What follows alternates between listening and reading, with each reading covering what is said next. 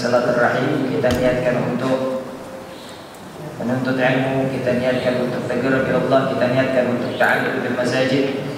Maka mudah-mudahan apa yang kita lakukan pada saat ini dengan satu amalan saja, hanya duduk bersila. Akan tetapi kalau kita niatkan banyak, maka insyaallah pahalanya juga akan kita dapatkan sesuai dengan apa yang kita niatkan. Karena Rasulullah sallallahu alaihi wasallam yaqul, karena Rasulullah SAW pernah bersabda, innamal a'malu binniyat wa innamal likulli imrin ma nawa. Sesungguhnya segala sesuatu amal itu diganjar berdasarkan niatnya, dan setiap orang akan mendapatkan ganjaran sesuai dengan apa yang dia niatkan. Maka sekali lagi marilah kita sama-sama perbanyak niat salihah, niat-niat yang baik dalam setiap amalan kita. Sebagaimana para ulama katakan, fa'akthiru an-niyat as-salihah fi kulli 'amal salihah. Perbanyaklah niat-niat baik di dalam amal-amal baik agar supaya pahala yang kita dapatkan sesuai dengan niat yang kita canangkan. Alhamdulillah, pada hari ini kita melanjutkan pelajaran kita Bulughul Maram min Adillatil Ahkam, dan kita kemarin sudah bahas tentang hadis yang ke-14, di mana hadis yang ke-14 ini adalah tentang memuliakan masjid dan membersihkan dari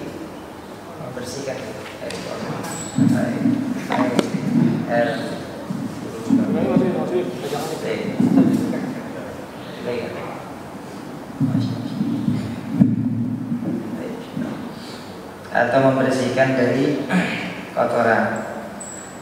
Jadi sebagaimana kita tahu, Masjid Nabawi pada masa zaman Nabi Sallallahu Alaihi Wasallam itu lantainya itu masih tanah ya, gak kayak kita sekarang masjid yang lantainya tanah kayaknya udah gak ada. Maka zaman Nabi SAW itu lantai masih tanah, sehingga tak heran kalau sahabat-sahabat Nabi, bahkan Nabi Sallallahu Alaihi Wasallam sendiri kalau sholat pakai sendal atau juga pakai sepatu. Nah, kalau sekarang orang sholat pakai sendal, pakai sepatu, naik ke atas masjid, sudah dikasih karpet, itu namanya ihanatul masjid, itu namanya melecehkan masjid.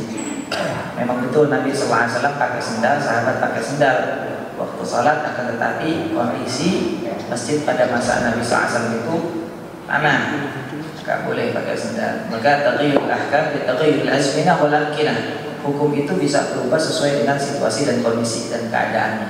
Kalau keadaannya masjidnya pakai karpet segala macam, ya sendalnya lepas. Tapi sekali-kali bapak-bapak coba boleh mengikuti sunnah Nabi, niat untuk ikut sunnah.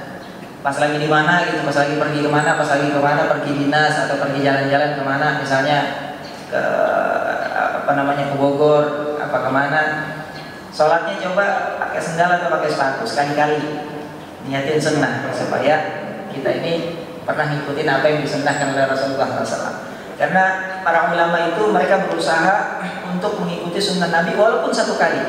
Walaupun satu kali mereka berusaha untuk mengikuti apa yang pernah dilakukan Nabi SAW, walaupun hanya satu kali.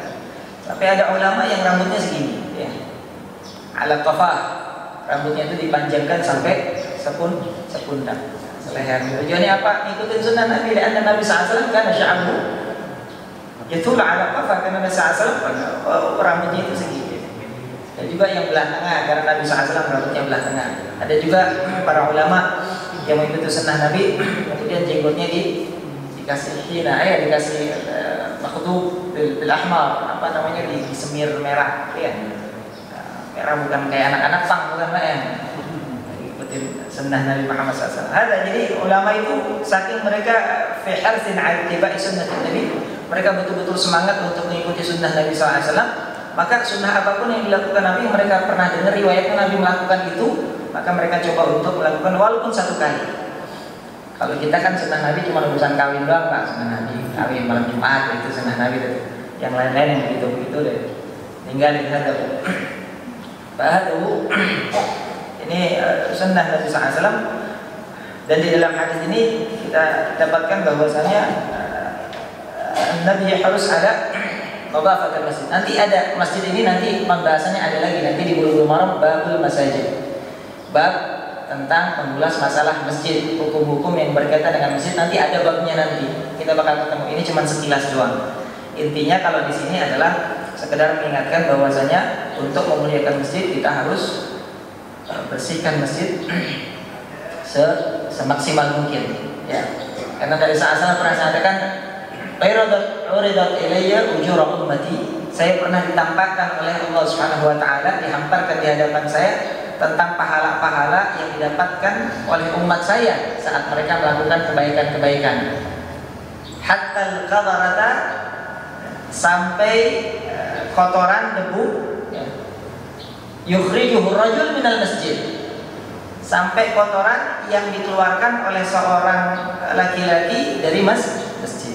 Itu pahalanya ada. Jadi Pak, kita kalau misalnya masuk ke masjid melihat ada bekas aqua, plastik aqua, apa segala macam, pungut, kantongin. Ntar begitu sampai keluar cari tempat sampah, buang. Itu pahalanya besar, kata Nabi SAW seperti itu, ya. Jadi jangan anggap kalau kebersihan masjid urusan berbuat doang. Ada yang kotor, ini kotor, kotor. Aja, akhirnya pahalanya diambil berbuat semua. Kalau bisa kita ada kotoran kita ambil. Kata ulama, siapa yang biasa membersihkan masjid, insya Allah Allah akan membersihkan hatinya. Harapannya begitu. Kalau kita terbiasa bersihin masjid, ada yang kotor, kita ambil kotorannya apa segala macam, insya Allah Allah akan membersihkan hati kita. Hada huwa fi babil masjid. Insya Allah pembahasannya nanti akan kita ketemu di babil masjid. Selanjutnya kita beralih kepada hadis yang selanjutnya. Hadis yang ke 15. Coba baca Jiri. Bismillahirrahmanirrahim.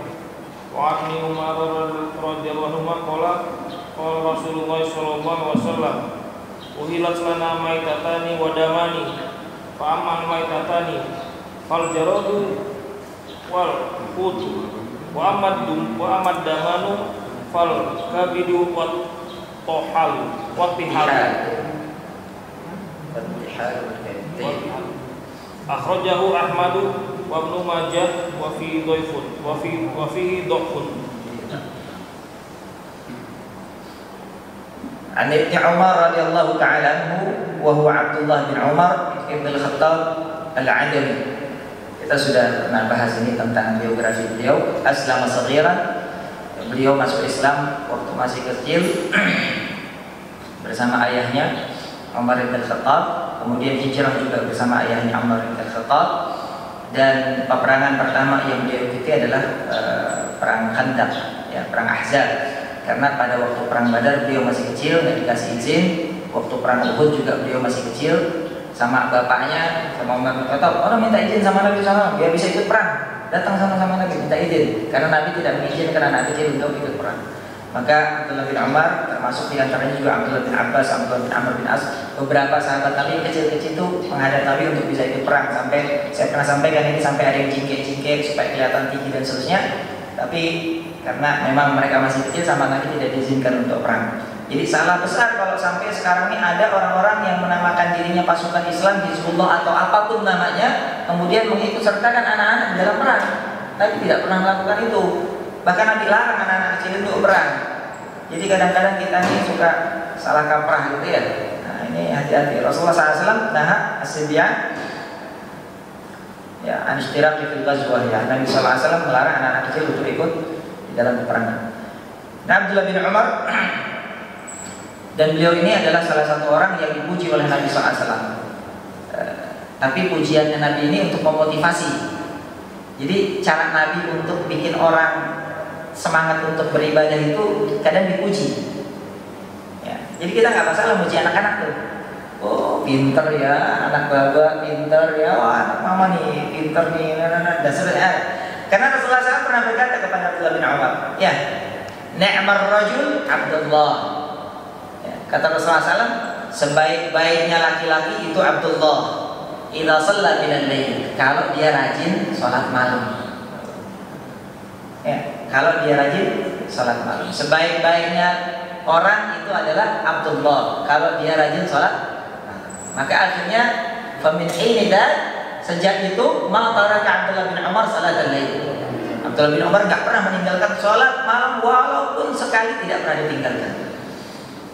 Dimotivasi oleh Rasulullah. Maka kita tidak masalah nanti kalau misalnya memuji itu pujian-pujian di dalam untuk mendorong orang di dalam ketaatan nggak masalah. Masya Allah antum. Anak salut sama antum kalau ada kajian tidak pernah absen. Pokoknya salutlah sama antum sehingga akhirnya termotivasi untuk selalu ikut kegiatan-kegiatan yang di situ ada kebaikan. Ada Abdullah bin Umar dan beliau meninggal di tahun 33 Hijriah. Berkata ini Abdullah bin Umar bersabda Rasulullah SAW, qala Rasulullah SAW, uhillat lana maitatani wa damani. Dihalalkan bagi kita dua jenis bangkai dan dua jenis darah. Jadi kenapa Nabi menegaskan bahwa dua jenis bangkai sama dua jenis darah ini adalah halal? Karena memang sebelumnya bangkai dan darah ini hukumnya haram. Hukumnya haram. Asalnya halal, kemudian diharamkan, kemudian dihalalkan lagi. Ya. Tadi makanya Imam baca ayat ma nansakh min ayatin aw nunsiha illa na'ti bi ghairi minha aw mithliha. Ya. Tidaklah kami menghapus suatu hukum kecuali mansukh an-nasakh, menghapus suatu hukum kecuali kami akan datangkan hukum baru yang mana hukum ini lebih baik atau paling tidak sama kualitasnya dengan hukum sebelumnya. Kalau kata Gus Baha katanya an-nasakh nasikh wal mansukh, nasakh bukan menghapus hukum, akan tetapi masa berlakunya sudah berakhir. Ya model di PSBB kayak sekarang nih Pak ya, ditetapkan oleh pemerintah, kemudian nanti keluar peraturan baru yang menghapuskan tentang PSBB. Sebetulnya bukan menghapus, tetapi masanya sudah berakhir. Masa pemberlakuannya sudah berakhir. Banyak hal-hal yang dimansukh di dalam fikih, diantaranya nikah mut'ah. Orang-orang Syiah tapi tidak menganggap bahwasanya nikah mut'ah itu mansukh. Mereka tetap menganggap bahwasanya itu akan ada sampai hari kiamat. Padahal riwayat banyak yang menyatakan riwayat ini riwayat yang sahih, anna Nabi sallallahu alaihi wasallam naha an nikah mut'ah, anil mut'ah fi yaum al-fath, saat Fath Makkah ya, wa an humuril al-ahliyah, dan dari keledai yang dipelihara, keledai jinak. Tapi kalau al-humur al-wahsyah masih muskilah. Kalau keledai yang liar tidak apa-apa, disembelih dimakan dagingnya tidak apa-apa. Itu awalnya boleh nikah mut'ah itu, tapi kemudian dimansukh. Ini yang dimaksud dengan maksudnya apa? Maksudnya masa berlakunya sudah berakhir. Ya, dulu dibolehkan, tapi sekarang aturannya sudah berakhir, pembolehannya sudah berakhir, sudah tidak boleh lagi. Sama seperti Nabi bilang sallallahu alaihi wasallam katakan, laqad nahaitukum an ziyaratil kubur. Nabi sallallahu alaihi wasallam dulu pernah melarang ziarah kubur, jangan. Li ahdathi imanihim. Ya, karena mereka baru keimanannya baru gitu ya. Baru aja pada masuk Islam, maka Nabi sallallahu alaihi wasallam larang untuk ziarah kubur. Kuntu nahaitukum an ziyaratil kubur fazuruha. Tapi sekarang kata Nabi, aturan saya yang itu, larangan saya sudah tidak berlaku lagi. Sekarang silahkan kalian berziarah kubur. Fa innaha tudzakkir bikumul maut, karena ziarah kubur itu akan mengingatkan kalian akan yang namanya mati. Ziarah kubur ini macam-macam. Ada ziarah kubur yang mengingatkan kita mati, ya. Maka kalau ziarah kubur yang mengingatkan kita mati, kuburan siapa kayak kagak ngapa-ngapain itu. Kuburan Cina, kuburan siapa, nggak apa-apa kita ya. Datangin aja tuh kuburan buat ingat mati. Tapi ada juga ziarah kubur yang niatnya untuk mendoakan ahli kubur. Maka ini hanya kuburan ahli Islam yang boleh diziarahi. Kuburan-kuburan bukan ahli Islam tidak boleh diziarahi kalau memang hanya kalau untuk mendoakan. Ada juga ulama yang mengatakan lil husul 'alal barakah. Ya, lil husul 'alal barakah. Ini babul ikhtilaf. Ini perbedaan pendapat banyak di situ, kita tidak bahas. Kenapa? Karena asalnya memang mayit itu halal. Karena Allah katakan dalam Al-Quran begitu. Walladzi khalaqa lakum ma fil ardi jami'an. Dan Dia yang menjadikan untuk kamu segala sesuatu yang ada di muka bumi. Semua yang ada di muka bumi ini Allah ciptakan buat kita semua. Artinya segala sesuatu yang ada di muka bumi ini boleh kita pakai, boleh kita konsumsi, boleh kita gunakan. Asalnya begitu, asalnya. Makanya akhirnya ada kaidah ulama yang mengatakan al-aslu fil asya' al-ibahah hatta yadullu dalil ala tahrimi. asal segala sesuatu hukumnya boleh sampai ada dalil yang mengharamkan. Ini fi babil muamalah. Ini di dalam bab hal-hal yang berkaitan dengan muamalah. Jadi kalau ada yang nanya ini hukumnya bagaimana? Ya kalau belum ada dalilnya berarti boleh. Ini hukumnya gimana? Ya, boleh. Ya. Karena Sayyidina Abdullah bin Umar termasuk beliau ini. Beliau pernah ditanya tentang Su'ila Abdullah bin Umar 'anil kunfud.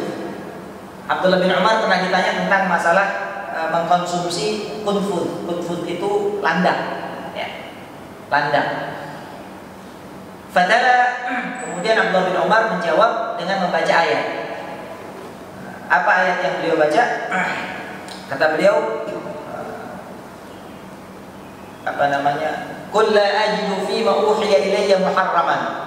Katakan ya Muhammad, la ajidu fima uhiya ilayya muharraman. Aku tidak mendapatkan apa-apa yang diwahyukan kepadaku perkara-perkara yang haram. Ya. Ala ta'imin yat'amuh, dalam urusan makanan yang boleh dimakan, illa ayyakuna maitatan, kecuali yaitu bangkai, au daman masfuhan atau darah yang mengalir, au lahmal khinzir atau daging babi. Maka selain itu boleh. 3 perkara ini aja nggak boleh. Gitu. Maka Abdullah bin Umar bilang, artinya apa? Artinya boleh. Orang nggak ada kok larangan di dalam ayat itu tentang masalah kunfud, landak nggak ada. Au kunfudan misalnya, atau landak nggak ada di situ. Maka kembali kepada asalnya, al-asl fil asya' al-ibaha. Sampai akhirnya di antara yang hadir ini, wa fihi syekhun. Di antara yang hadir ada orang tua. Bahkan ya Aba Abdurrahman. Abdullah bin Umar ini punya anak namanya Abdurrahman. Ya, Abdurrahman bin Abdullah bin Umar. Abdurrahman ini salah satu fuqahaul Madinah, salah satu ahli fikih di dalam Madinah, di Madinah setelah dari generasi tabi'in. Ya Aba Abdurrahman, wahai Aba Abdurrahman,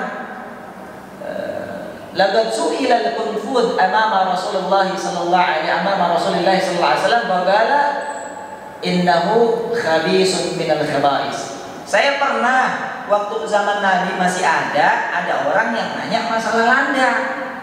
Terus Nabi bilang, innahu khabisun minal khaba'is. Dia itu termasuk daripada binatang yang menjijikkan. Jadi kan Allah bilang dalam Al-Quran begitu. Wa yuhillu lahum at-thayyibat wa yuharrimu 'alaihimul khaba'is. Diharamkan yang habis-habis yang menjijikkan. Maka Abdullah bin Umar langsung meralat fatwanya yang tadi dia bilang boleh, tapi begitu mendengar dalil ini maka beliau katakan, idza kana dzalika qala Rasulullah sallallahu alaihi wasallam fa kana Rasulullah SAW. Kalau itu memang yang disabdakan Rasulullah, ya sudah, berarti hukumnya sesuai itu, sudah haram. Ya. Fa al-ulama haula la yastahyu an yuraji ila fatwa. Ulama itu enggak malu untuk merevisi fatwanya. Bahkan Al-Imam Syafi'i radhiyallahu ta'ala sendiri, beliau sendiri merevisi fatwanya. Ya, maka disebutkan bahwasanya di dalam fatwa-fatwa Imam Syafi'i itu ada qaul qadim, ada qaul jadid, ada fatwa lama, ada fatwa baru. Ya. Ini sudah disebutkan seperti itu, fatwa lama waktu beliau di Irak, fatwa baru waktu beliau di Mesir. Jadi iraja ala fatwa. Ya. Kalau memang menemukan dalil yang memang dalil itu ternyata tidak sesuai dengan fatwa yang disampaikan, maka dia harus merevisi fatwanya. Jadi bukan suatu yang aib, bukan suatu yang bukan suatu kekurangan kalau ada seorang yang ditanya tentang suatu perkara, dia menjawab dengan satu fatwa atau satu jawaban, kemudian di satu ketika dia merevisinya. Itu memang merupakan darbul ulama, itu merupakan suatu hal yang biasa dilakukan oleh para ulama. Yang bukan kebiasaan ulama adalah ketika mereka kekeh nggak mau merevisi fatwanya ketika mendapatkan sesuatu nas yang tidak sesuai dengan apa yang dia sampaikan. Oh, nggak bisa, pokoknya saya mau begini. Ini yang tidak boleh. Maka asal muasalnya itu adalah mayit itu, asal bangkai itu asalnya adalah boleh, ya, berdasarkan ayat tadi. Tapi kemudian ada dalil yang jelas, kata Allah Subhanahu wa taala, innama harrama 'alaikumul maitata wad dama wa lahmal khinzir. Sesungguhnya diharamkan atas kalian bangkai. Ya. Dalam ayat lain dikatakan hurrimat 'alaikumul maitatu wad damu wa lahmal khinzir. Diharamkan atas kalian bangkai, darah dan daging daging babi. Ya, maka di situ ternyata bangkai yang tadinya asalnya boleh karena al-aslu fil asya'il baham menjadi haram dengan dalil datangnya dalil. Maka sesuatu yang haram itu ya, menjadi haram dalam bab muamalah. Dalam bab muamalah segala sesuatu asalnya boleh sampai ada dalil yang mengharamkan baru dia haram. Kalau tidak ada dalil maka dia kembali kepada asal hukumnya yaitu boleh. Kembali kepada asal hukumnya yaitu boleh. Jadi begitu. Bagaimana misalnya hukum ngucapin selamat ulang tahun misalnya? Ya hukum asalnya boleh. Apa hukumnya arisan? Ya hukum asalnya boleh. Apa hukum ini? Semua dalam bab muamalah itu asalnya boleh sampai ada dalil yang mengharamkan, baru tidak boleh. Maka yang tadinya asalnya bangkai boleh menjadi tidak boleh dengan datangnya Cuma di situ dijelaskan bahwasanya harimat alaikumul maitatu wa innama harrama alaikumul maitata, diharamkan atas kalian segala jenis bangkai. Wa alif lam hada listighraq. Ya, alif lam listighraq. Ini alif lam di sini segala jenis bangkai.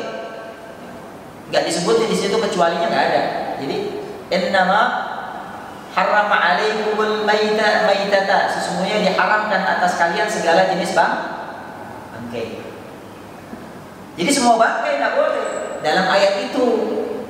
Ya, segala jenis bangkai tidak boleh.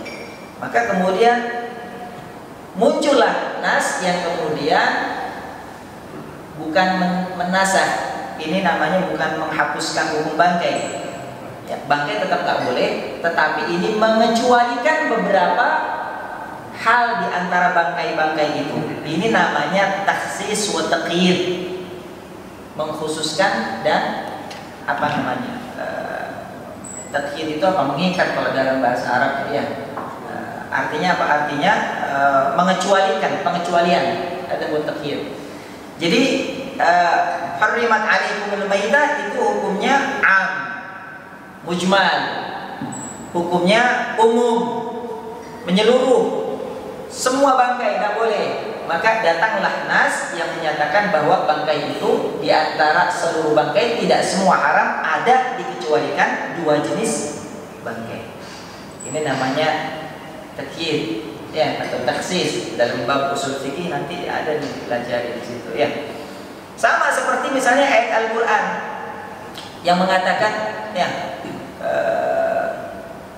fa ilam tajidu ma'an fatayammamu sa'idan thayyiban. Ya, apa kalau dalam bab dalam urusan tayamum di antara ayatnya aulamastumun nisa, atau kalau kalian menyentuh perempuan falam tajidu ma'an, sementara kalau karena kalian menyentuh perempuan wudu kalian batal, sementara kalian mau wudu tak ada air, fatayammamu sa'idan thayyiban, maka hendaknya kalian bertayamum dengan debu yang suci. Aulamastumun nisa di situ disebutkan atau kalian menyentuh perempuan.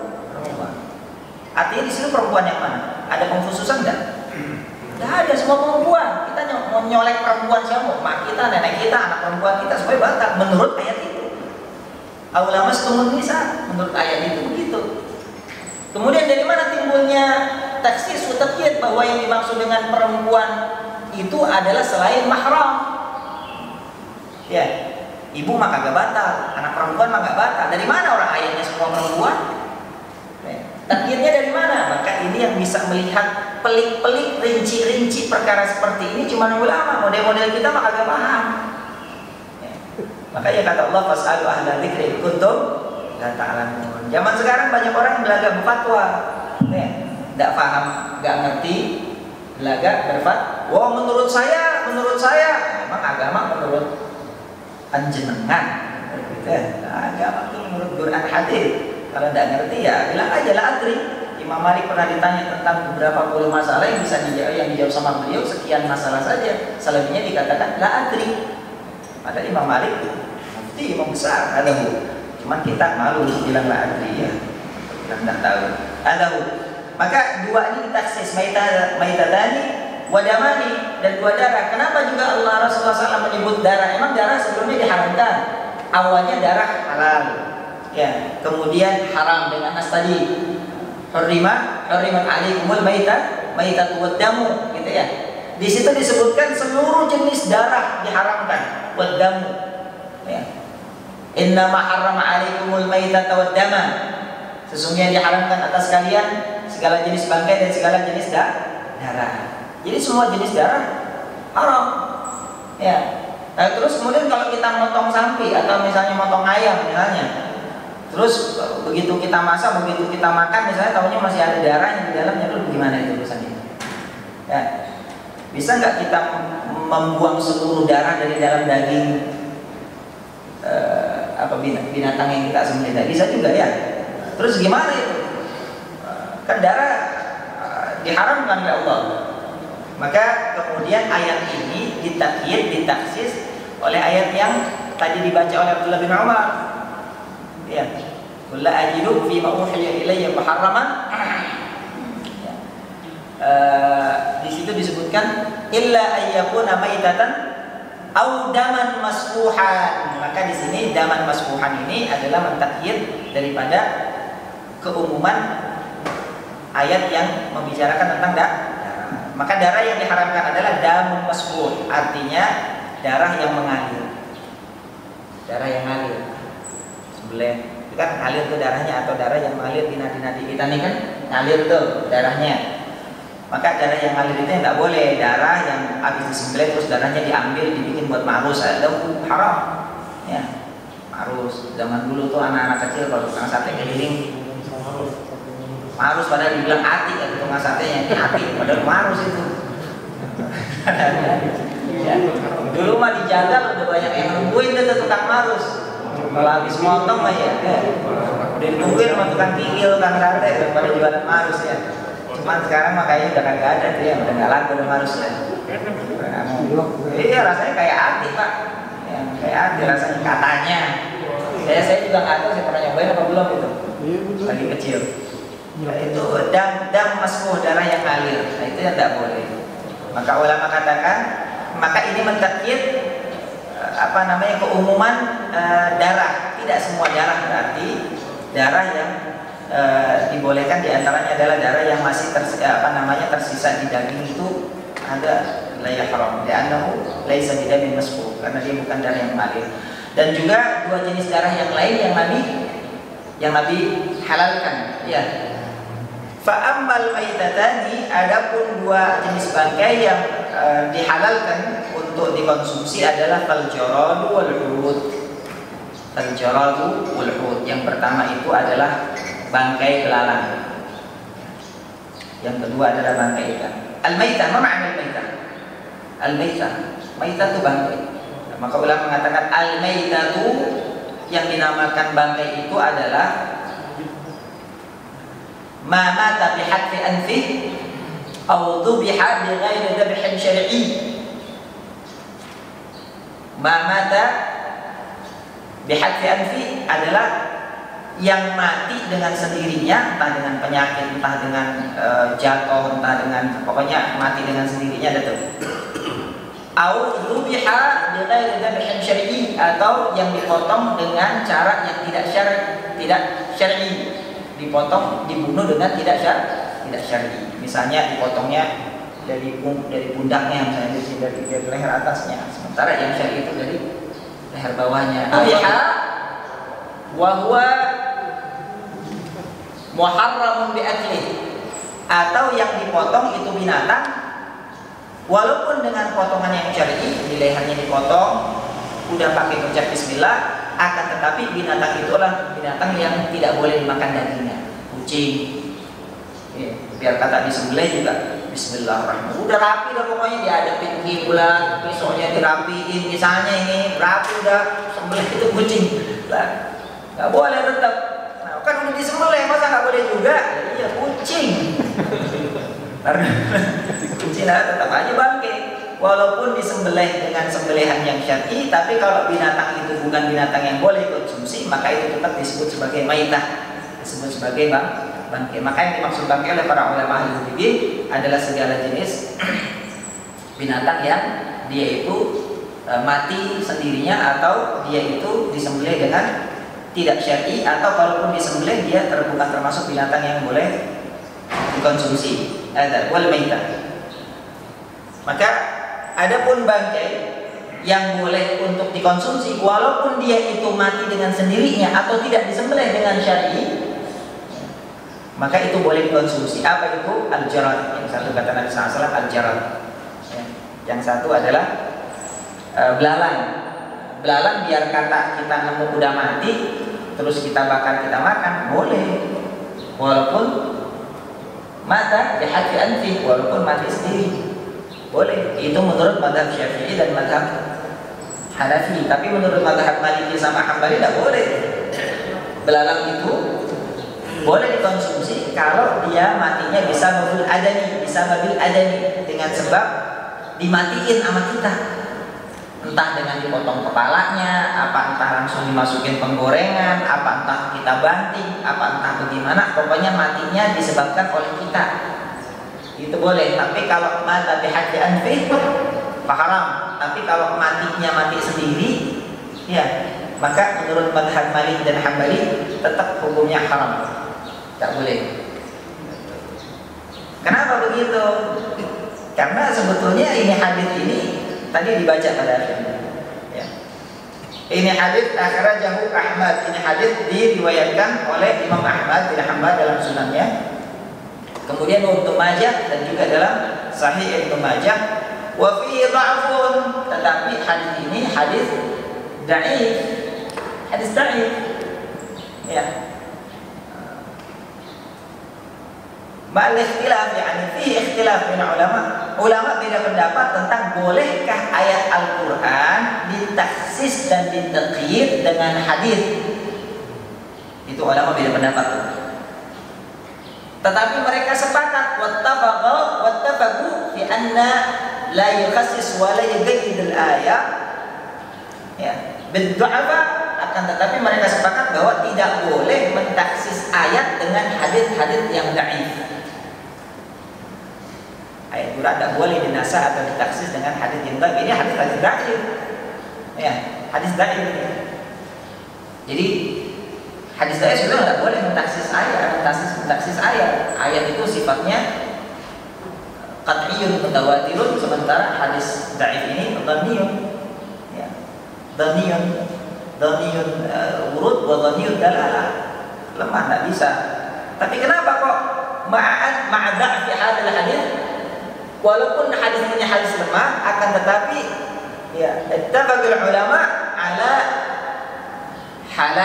halalil hut wal jarad. Ulama sepakat tentang masalah halalnya halalnya ikan sama belalang. Ini hadis dhaif, tapi ada hadis yang sahih, syawahid yang mendukung tentang halalnya belalang, dan hadis itu diriwayatkan oleh Bukhari Muslim muttafaq alaih. Ada di Bulughul Maram nanti di babul at'imah, bab makanan. Nanti ketemu di situ. Babul at'imah, bab makanan, nanti di situ ada hadis Nabi SAW.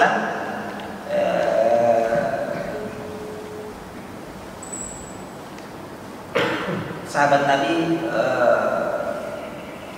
Ibnu Abi siapa namanya itu saya lupa, bahwa saya beliau mengatakan ghazawna ma'a Rasulillah sallallahu alaihi wasallam sab'a ghazawat. Kami pernah berperang bersama Nabi SAW sebanyak 7 kali peperangan. Ya. Sebanyak 7 kali peperangan. Na'kulu fiha al-jarad. Di 7 peperangan itu kami semuanya makan belalang. Di 7 peperangan bersama Nabi itu kami semua termasuk Nabi juga makan belalang. Itu hadis sahih riwayat Bukhari dan Muslim. Ya, maka ini hadis sahih. Jadi tentang belalang ini, bangkai belalang ini dihalalkannya belalang ini berdasarkan hadis yang sahih yang itu, yang Bukhari Muslim, bukan yang ini. Dan kenapa Imam Syafi'i sama Imam Abu Hanifah mengatakan tidak harus dipotong, tidak harus dimatiin? Ya, karena hadis yang Ibnu Abi Aufa, namanya dari Ibnu Abi Aufa tadi, tidak menceritakan tentang bagaimana belalang itu mati saat dikonsumsi. Yang jelas kami makan belalang, itu aja udah. Yang jelas kami makan belalang. Artinya dari situ satu kesimpulan mereka bahwa ada muhtamal, bisa jadi belalangnya memang dimatiin, bisa jadi belalangnya mati sendiri. Ya. Dan hadis ini, maitah ini menegaskan bahwasanya belalang yang mati sendiri itu kan bangke, itu boleh dimakan, tidak apa-apa. Itu menurut Syafi'i dan Hanafi. Sementara Malik sama Hambali, mereka ini kan memang ahlul hadis kata gitu ya. Mereka mengatakan ini hadis dhaif, nggak bisa dipakai. Belalang kalaupun boleh dimakan tapi harus dipotek. Jadi masing-masing punya pendapatnya sendiri. Ya, punya pendapatnya sendiri. Bagaimana hukumnya jangkrik? Karena ada juga di jalan-jalan Pak jangkrik. Hukum jangkrik bagaimana? Jangkrik termasuk belalang berarti kita kudu nanya ahli perjangkrikan di sini, ahli perbelalangan. Apakah jangkrik termasuk dalam spesies belalang apa bukan gitu ya? Soalnya ini jangkrik ini jelas sarsarul lail kalau kata istilahnya bahasa Arab itu sarsarul lail. Jumhur ulama yaqul bi annahu laysa min al-jarad. Jumhur ulama mengatakan jangkrik tidak termasuk ke dalam belalang. Fa'akluhu haram li'annahu min al-hasyarat, maka tidak boleh makan karena dia termasuk dari serangga, min al-khaba'is. Ya, ulama dari luar itu sepakat begitu. Kenapa? Mereka nggak ada yang jangkrik soalnya. Gitu. Akan tetapi, bagaimana hukumnya? Maka saya baca-baca, ternyata saya temukan ada di Fatwa MUI nomor 139 tahun 2000 kalau saya tidak salah. Di situ disebutkan bahwasanya menurut Fatwa MUI, jangkrik di situ fatwa tentang jangkrik dan cacing. Jangkrik itu hukumnya boleh dibudidayakan, diternak, boleh diperjualbelikan, dan boleh dikonsumsi menurut MUI, Fatwa MUI. Maka berdasarkan Fatwa MUI ini maka ya yang makan jangkrik silahkan kalau yang doyan. Udah ada fatwanya dari ulama. Sebagaimana kepiting. Ya kepiting menurut fatwa menurut jumhur ulama Syafi'iyah kepiting nggak boleh. Ya, karena yaish fil bahr wal bar, karena kepiting hidup di air dan di darat. Tapi menurut fatwa MUI kepiting itu boleh, halal. Kenapa? Karena menurut penelitian bahwasanya kepiting itu saat mereka di darat mereka menaruh air di dalam cangkangnya. Saat cangkangnya habis maka matilah kepiting. Artinya kepiting itu sebenarnya hewan air, bisa naik karena dia punya kantong untuk menyimpan air. Ini namanya tahqiqul manat. Ini artinya menegaskan illah, sebab al-manat bermakna al-ilal. Kenapa? Karena al-hukmu yaduru ma'a illati wujudan wa adaman. Hukum itu ditetapkan berdasarkan illah, berdasarkan sebabnya. Kalau ilahnya masih ada, maka hukumnya masih ada. Kalau ilahnya hilang, maka hukumnya juga hilang. Sampai sama seperti misalnya al-khamar. Al-khamar itu karena memabukkan maka hukumnya haram. Ya. Innamal khamru wal maisur wal ansab wal azlam, ya sesungguhnya khamar dan seterusnya itu diharamkan oleh Allah Subhanahu wa taala. Limadha? Kenapa? Karena khamar itu yuskar, karena dia memabukkan. Ya. Kullu muskirin khamrun, kata Nabi, setiap yang memabukkan itu hukumnya sama dengan hukum khamar. Kullu khamrin haram. Maka karena khamar itu memabukkan, maka diharamkan dia. Tapi saat kemudian unsur memabukkannya hilang, khamar itu berubah jadi cuka, maka hukumnya berubah lagi. Karena sebabnya sudah hilang. Ya. Maka al-khal yahil, saat khamar yataghayyar ila al-khal fa hukmuhu halal. Maka saat khamar itu berubah menjadi cuka, maka hukumnya berubah dari tadinya haram menjadi halal. Sama seperti kita sekarang nih, virus corona. Karena virus corona, maka kemudian shaf yang harusnya rapat maka direnggangkan. Kenapa? Karena ada ilah. Ilahnya apa? Virus, untuk menjaga kesehatan.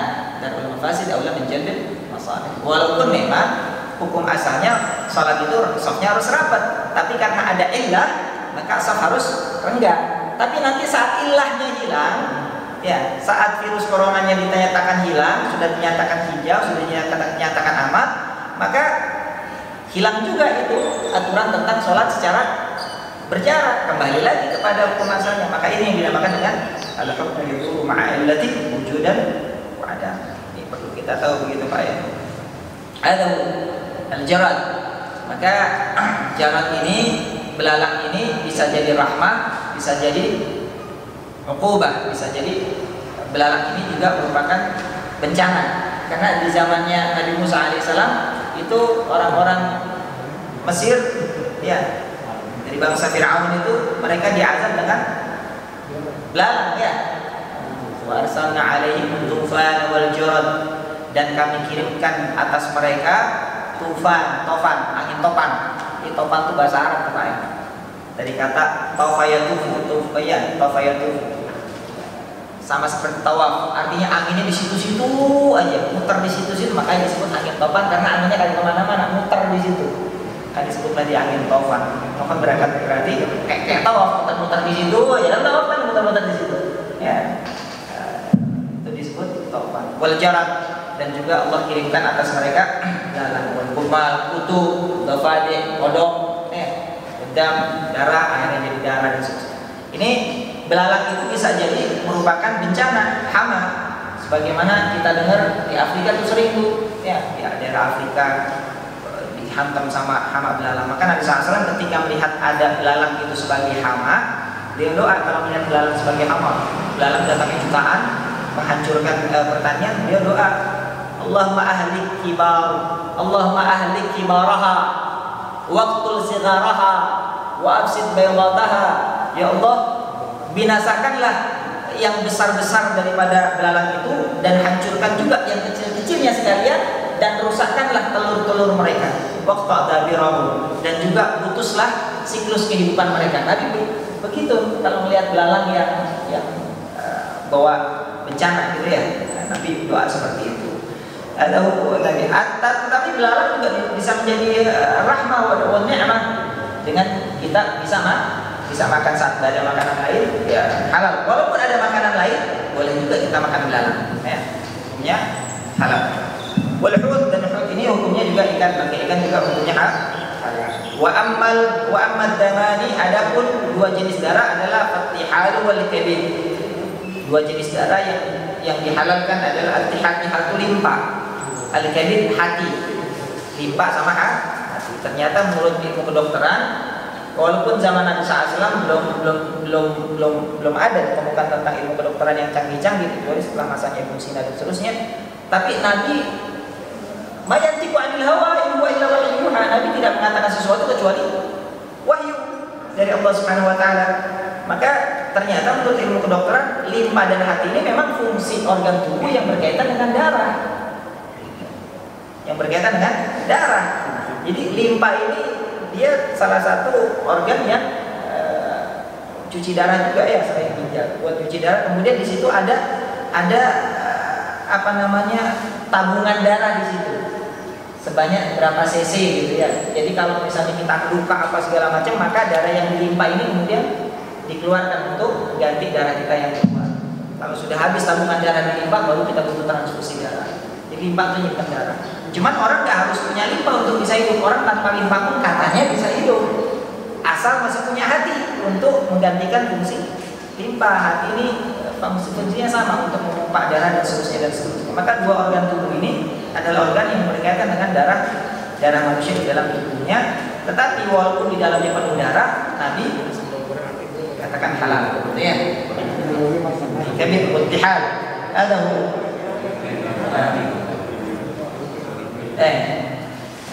fal hadits yadullu ala hilli ma dzukira fihi min al-jarad wa ghairihi. Maka hadis di atas menjadi dalil tentang dihalalkannya apa-apa yang disebutkan di dalam hadis itu daripada belalang dan yang selainnya yang disebutkan di situ, yaitu ikan dan darah, hati dan limpa. Ala ayyi halin wujud, ya, ala ayyi halin wujud, dikatakan walaupun belalang dan ikan itu didapatkan dengan matinya bagaimanapun caranya, ala ayyi halin, walaupun matinya mati sendiri apa segala macam. Hadis ini menjelaskan bahwasanya tidak masalah, tidak apa-apa, boleh.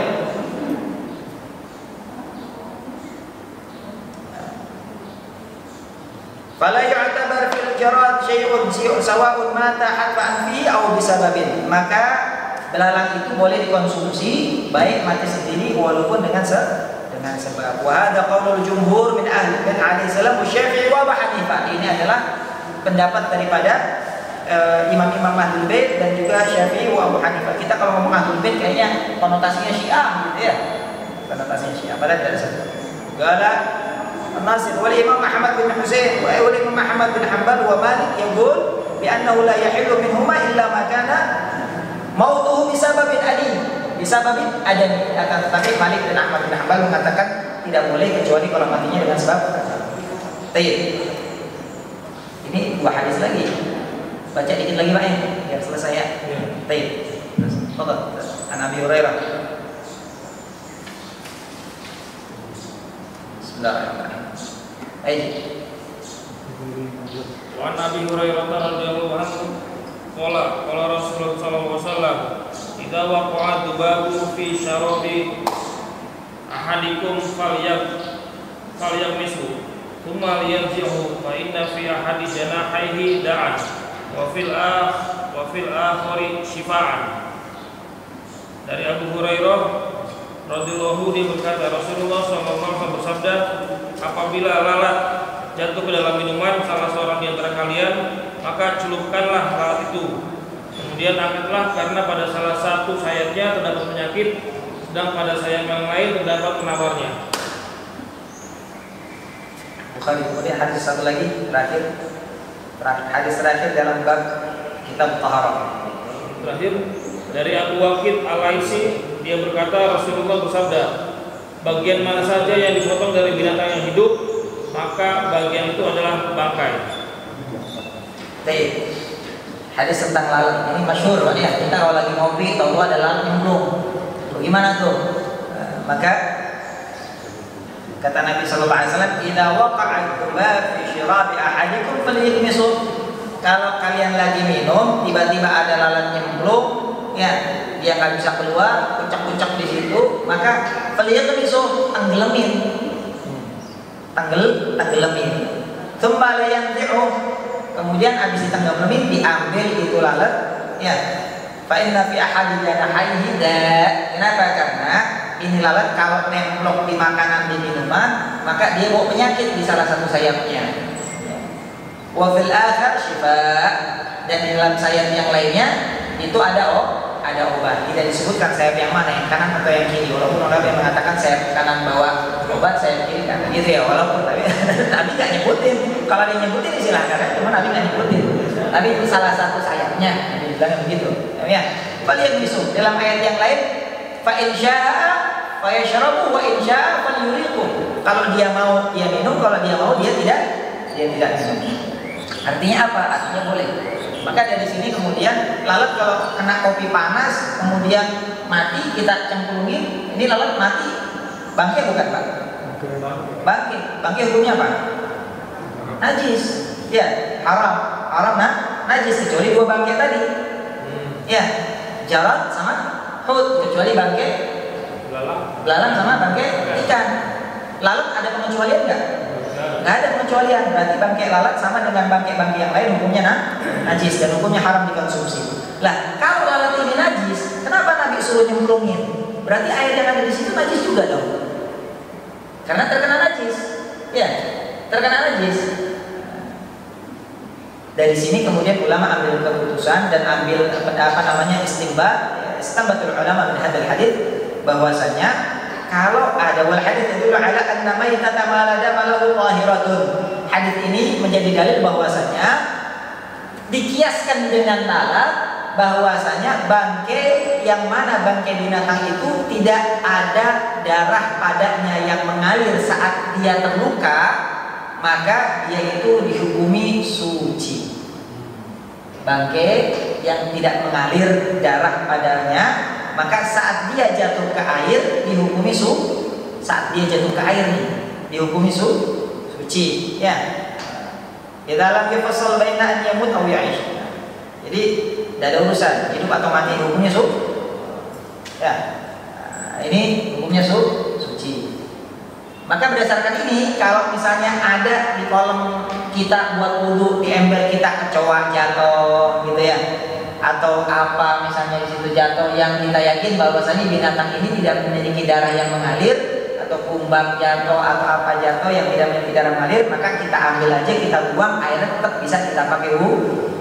Walaupun bangkai itu hukum asalnya adalah najis, tapi dikecualikan daripada bangkai-bangkai yang tidak mengalir darahnya dihukumi suci walaupun tetap dikonsumsi tidak boleh. Ma'fun anhu. Akan tetapi ulama Syafi'i mengatakan suci kalau dia kena air, tapi kalau dia itu dibawa di badan tetap hukumnya najis. Maka dia di situ menurut Syafi'i ada jenis-jenis najis yang dia kalau kena air suci, kena badan najis. Ada jenis bangkai yang kalau dia kena badan najis, kena air suci. Balik tuh.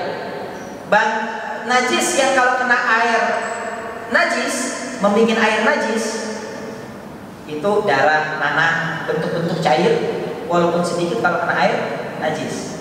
Ya, air kencing walaupun sedikit kena air najis. Itu air kencing ya tetap kena badan juga najis. Cuma di sini ulama katakan darah.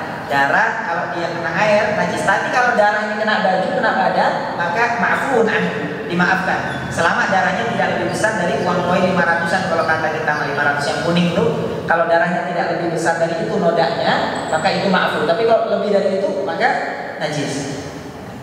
Bangkai, adapun bangkai yang tidak mengalir darahnya, maka dia kalau kena air tidak najis.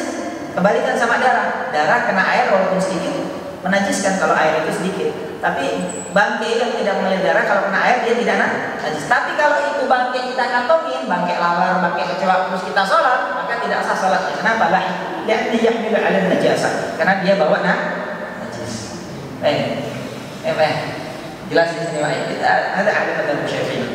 Ada madzhab Syafi'i. Jadi jangan mentang-mentang bangkai yang tidak mengalir darahnya itu katanya tidak bikin air najis, bawa bangkai kecoa kita kantongin. Karena najis ini. Kalau Syafi'i itu najis. Karena waktunya akhirnya makuti amil bayyinat in mandal bayt wa hiya hajatun fa huwa maitun. Apa yang terpotong dari hewan sementara hewan itu dalam keadaan hidup, maka dia dianggap bangkai. Dianggap mayit. Mayit itu dianggap mayit itu artinya mati ya. Dianggap dihukumi seperti mati, dihukumi seperti matinya. Kenapa? Ini hadis dari mana? Nabi SAW waktu hijrah dari Mekah ke Madinah, orang-orang Madinah suka begini orang Madinah. Kata periwayat hadis ini yakni Abu Waqid Al-Laythi, orang Madinah begitu Nabi datang itu Nabi melihat orang Madinah suka motong punuk unta. Untanya masih hidup, punuknya doang dipotong, terus dipanggang dagingnya. Atau ngebiri kambing, maka rudal kambingnya ini apa namanya itu? Torpedo. Ya, kambing kalau dikebiri kan torpedo. Kambingnya hidup, lari apa habis dikebiri, nah torpedo itu saya yang buang. Dibikin tong saya sama dia. Orang Madinah dulu begitu. Maka Nabi begitu melihat ini, Nabi SAW katakan, "Maquti aminal bahimati wa hiya hayyatun fa huwa mayyit." Apa yang terpotong dari binatang, ya, sementara binatang itu masih hidup, maka dia dihukumi seperti mayitnya. Kalau dia mayitnya bangkai, apa najis, haram, najis haram. Tapi kalau dia mayitnya itu halal, ya, tidak najis, maka halal tidak najis. Ada bangkai yang halal tidak najis, itu tadi ikan. Misalnya ikan hiu, ada ikan hiu, kita dapat mancing ikan hiu, kita ambil siripnya doang, habis ambil siripnya dilepasin lagi, terus siripnya kita sop. Padahal ikan hiu masih hidup, boleh? Menurut ulama boleh, karena bangkai ikan itu halal. Nah, gitu ya. Akan tetapi ini tetap tidak dianjurkan. Kenapa? Karena hikmah daripada dilarang ini karena yu'ti, karena menyakiti. Nah, di sisi halalnya halal, tapi di sisi menyakitinya menyakiti. Karena kata Rasulullah SAW, Innallaha katabal ihsan fi kulli syai', karena Allah Subhanahu wa taala menetapkan kebaikan di segala perkara. Fa idza qataltum fa ahsinu qitlah, kalau kalian ngebunuh maka bunuhlah dengan baik. Fa idza dhabhtum fa ahsinu dzibhah, kalau kalian nyembelih sembelih dengan falyuhid ahadukum syafarata, maka hendaknya kalian kalau nyembelih, nah ini ada nih bulan lahadat salat. Hendaknya kalau kalian menyembelih itu falyuhid syafarata. Hendaknya ditajamin dulu pisaunya, jangan sampai pernah saya lihat itu orang kurban itu sampai digodot-godot akhirnya.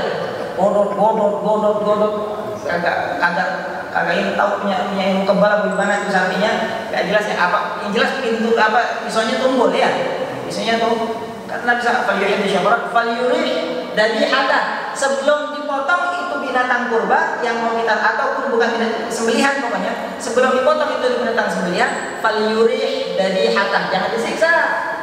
Ini perintah Nabi, makanya disunahkan kalau kita mau memotong hewan kurban dipisahin itu yang mau dipotong sama yang belum dipotong. Kenapa? Bikin tenang. Ini perintah Nabi, falyurih dari hatam, maka hendaknya bikin tenang dia binatang yang mau disembelih. Jangan wah itu tahayul itu apa-apa ini tahu samping biarin aja sambil aja apa. Nah, ini perintah Nabi begitu. Ya tahu. Maka inilah selesai kita hadis yang berkaitan dengan kitab Taharah. Maka insyaallah dari kitab Taharah ini kita bisa mendapatkan tentang hukum air, ya, baik itu air suci mensucikan, air suci yang tidak mensucikan atau air mustamal, tentang masalah dua pula air banyak dan air sedikit, tentang masalah najis yang membuat air itu najis, tentang masalah bagaimana hukum air yang berubah dan air yang tidak berubah, kemudian juga tentang hukum bangkai dan yang lain semacamnya. Silahkan kita kembali buka untuk lebih refresh apa yang sudah kita pernah pelajari agar supaya apa yang kita dapat tidak hilang ya. Mungkin itu yang dapat saya sampaikan. Ada yang mau ditanyakan? Fadhil, silakan.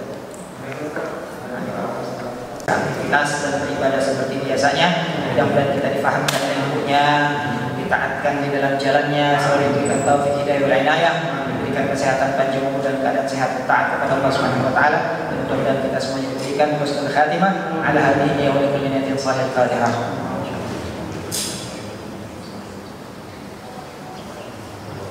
Subhanallah wa bihamdihi asyhadu an la ilaha illa anta astaghfiruka wa atubu ilaik. Subhana rabbika rabbil izzati amma yasifun wa salamun alal mursalin walhamdulillahi rabbil alamin. Wassalamu alaikum warahmatullahi wabarakatuh.